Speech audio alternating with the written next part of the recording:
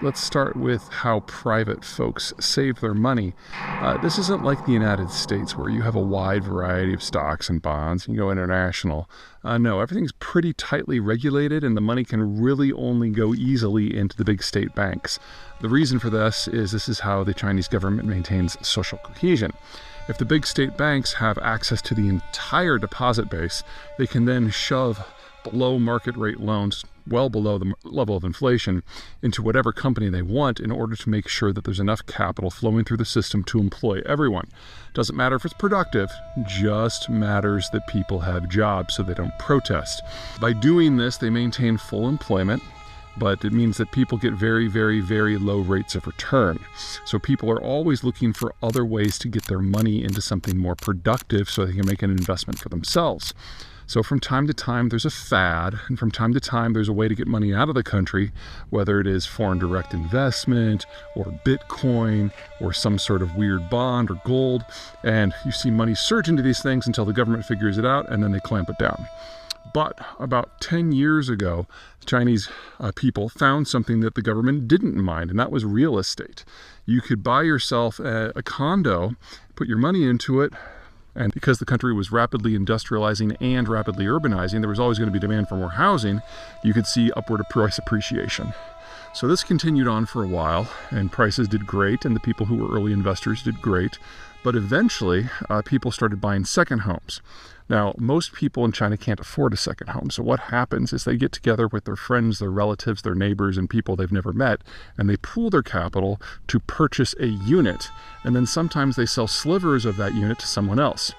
Now, anywhere else in the world, we call this asset-backed securities, and this is one of the many things that triggered the 2007 financial crisis in the United States.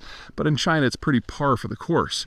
However, it's done at the private level for individual savers as opposed to corporations or banks, so, no fiduciary responsibility involved there. Well, you play this forward to today, and what's happened is that the story's changed.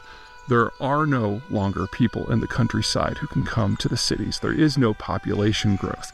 In fact, with the exception of a handful of top-tier cities, every major urban area in the country has seen significant population decline since just 2020, much less 2010.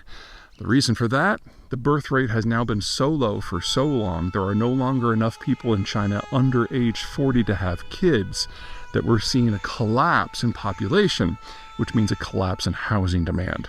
How bad is it? Don't really know. There's no good data.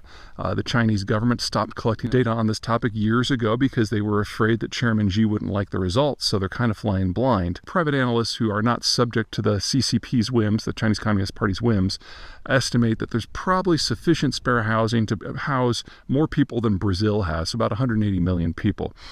Government folks who are estimating say that the real number could be more than 10 times as high, perhaps enough to house 3 billion people. Bottom line is you can't break these things down. You can't really sell the properties because they're not owned by just one person, and they're not owned by the same consortium of people. So just finding the ownership network is kind of strange. Can't just knock them down even though there's just such huge excess supply. And a lot of people think that, maybe when the economy turns, demand will come back, but there are no longer people to generate the demand in the first place. So probably most real estate in China is worth maybe 10 cents on the dollar. And in terms of even the controlled, limited pricing signals that we have in China indicate that officially prices have already dropped by about 1/6 in just the last 5 years, which in any market but China would be a disaster. But here the numbers don't necessarily mean the same thing. So that is part one. Part two is a real doozy. The Chinese government is extraordinarily paranoid, and that's not just the Communist Party that rules the place now. That has been true since the time of the emperors of old. The problem's geographic. China is a huge swath of territory, and any policy that is set in the center is going to be, how should we say, loosely interpreted by the time you get to the frontier. And so China has always flipped back and forth between two extremes. Centralization, where the emperor or the chairman of the CCP basically says everything has to go his way, and if it doesn't, everybody dies. That's, for example, the attitude that killed over 20 million people in the Cultural Revolution back in the 60s, 70s, recently. That was Mao. Or the territories, the provinces, grab too much autonomy and go their own direction and generate their own militaries, and warlordism erupts, which is the story through the vast majority of Chinese history. The Chinese like to talk about how they've got a continuous history reaching back millennia, but in terms of actually being united in more or less its current borders with a government that is actually functional, actually they have less than 300 years of experience, and half of that was under Mongol occupation. So yes, the Han Chinese are an ancient ethnicity, but let's just say they've never managed to hold themselves together into a meaningful government or be a meaningful power until the Cold War, when the United States basically took all the foreign powers off the deck and allowed the Chinese to export themselves to wealth for the first time. Anywho, back and forth. Over unification, over regionalization. That's the needle that the Chinese government is trying to thread. So after a series of reforms in the 1980s, the central government under Deng, I believe, basically realized that Mao was a fuck. And so they needed to unwind everything that he had done while still leaving his poster on the walls. Yeah, this video will totally get banned in China. Anyway, so what they did is they centralized revenue generation. So all tax authority rests at the national level, but they regionalized spending on the day-to-day things like, infrastructure, public works, income support, their equivalent of Social Security, all that good stuff. And in doing so, built a split system. The idea that Deng was after was try to avoid the over-centralization while also avoiding the over-regionalization. Unfortunately, they did this without rooting out the fraud that is endemic in the Chinese political and economic system. And so the local governments just basically started lying about everything, generating statistics that indicated faster economic growth than they were really having, generating statistics that they have more population than they were really having. And if you remember, the one-child policy started not too much longer, or actually about the same time that this split happened. And so we have had almost 50 years of a disconnect in reality between what China's population really is and how the funds get appropriated. So that's problem one, that we have a half century of bad data about how many people there really are in China. According to the official statistics, it's somewhere between 1.3 and 1.4 billion. They have recently revised that down to between 1.1 and 1.2 billion. Most independent estimates put it 100 to 200 million below that. And there are a lot of private ones that say it's 2 to 300 million below that, something in the realm of 700 to 800 million. I don't really have a number that I swear by, but it's obviously bad. All right, so if you're a local government, you've been lying through your teeth for decades to get more money out of the central government. You're trying to justify getting more money, and so you have to come up with new ways to get it in order to do everything from building railroads to having more mistresses. And so what you do, since you can't tax, is you borrow. The two main revenues are you take loans from state banks, the same ones that are oversaturated with capital because the private citizens don't have anywhere to turn, or you sell land. And if you sell land, you get a nice little pop. Also, if you sell land to, say, a development company, and the development company puts up houses, or more likely high-rise condos, you get a pop from that. So I think you're starting to see the problem here. A level of government whose entire existence is based on a degree of fraud has now established a vested interest in encouraging real estate investment in order to generate more income for itself. You play that forward to the current day, and two things have happened. Number one, they've so encouraged this in places where no one ever had any intention of living that you've got ghost cities, or ghost suburbs is probably a better way to phrase it, in every major Chinese city. With as a rule, as you move down the tiers, so not so much Shanghai and Beijing, or even Chongqing, but much smaller places that only have a population of a few 100,000 to a few million, have entire swaths of their skyline that are occupied by entirely empty residential high-rises. Second, the Chinese population bomb is now so advanced that no one will ever move into these places. And third, the development companies, whose interests have kind of been in lockstep with the local governments for the last couple of decades, no longer have anyone to draw upon. There aren't enough young people coming up to provide the seed capital to generate a new wave of investments. And since most of this was built in a pyramid scheme style, we have a whole wave of recently started condos within the last 3 years that will never get finished because there's no longer enough people coming into the system to generate the capital to provide what's necessary for the base of the pyramid. So we're stalled, and we've seen home sales in China drop by somewhere between 70 and 80%, again using Chinese data, so take it for what it is, over the last 18 months. So that's phase 2. So book 1 here, we've got an economic system that is wildly built on as yet unrealized losses as the population moves into collapse and people haven't yet quite realized that the investment that they've put every cent they have into is dead. And we're talking here 70% of private savings is involved in residential real estate. So, oof. And then second, we've got a level of government at the local level that's based on fraud, that has been encouraging that bubble, that no longer can encourage it and has no way of generating income because, you can only sell land once, and you can only sell it if there's somebody who wants to build anything. And the land has all been sold in the cities, and nobody wants to build anything anymore. So next, phase 3. I'm guessing some of you might be able to see where this is going, but anyway, so we've got a housing bubble that is in the process of popping, and that popping is going to take out the 70% of private savings that is locked up in real estate.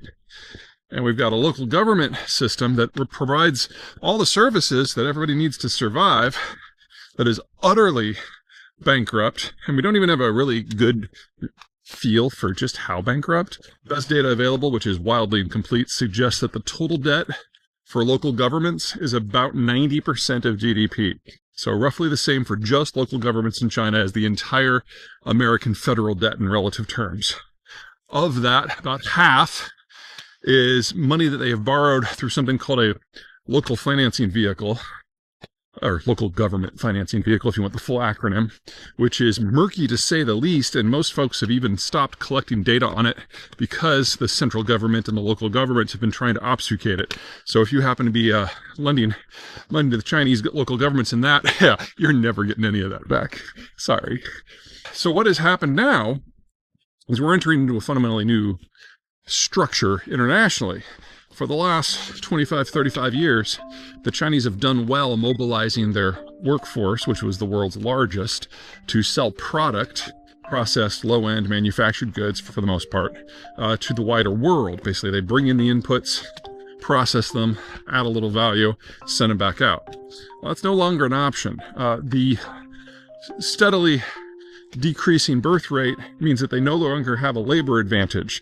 So labor costs in Mexico are now less than half what they are in China, and Mexican labor is over twice as qualified for whatever they're doing than the Chinese are on average.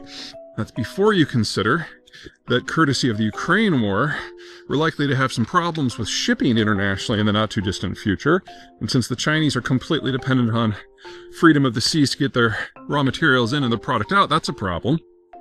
And then third, the entire world, and especially the United States, has turned sharply protectionist versus the Chinese specifically, to the point that under the Biden administration, we saw a massive ramp up in tariffs on top of what Trump did in his first term, with electric vehicles and green tech being the more recent things added to that list.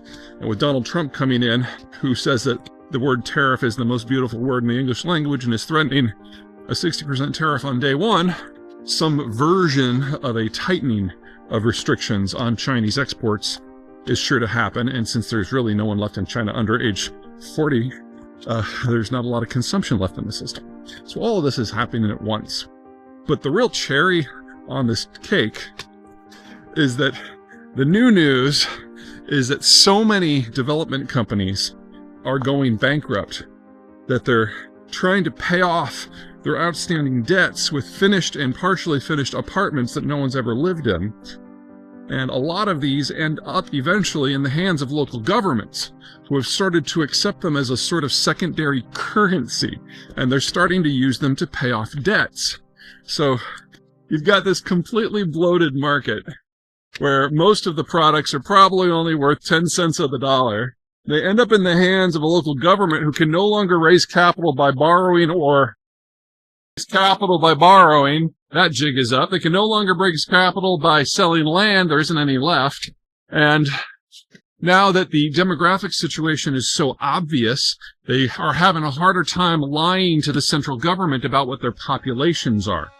So we're seeing a freezing, slowing, declining ability of the local governments to provide basic services, which only encourages more people to move out, which only puts downwards pressure on the property markets, which only pushes down the cost of all this stuff in the first place.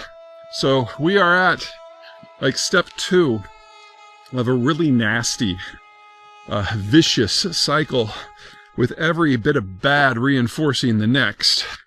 And under normal circumstances, which probably never applied to China, you could look to the national government to come in with a bailout, take some of these apartments off the market, level some buildings.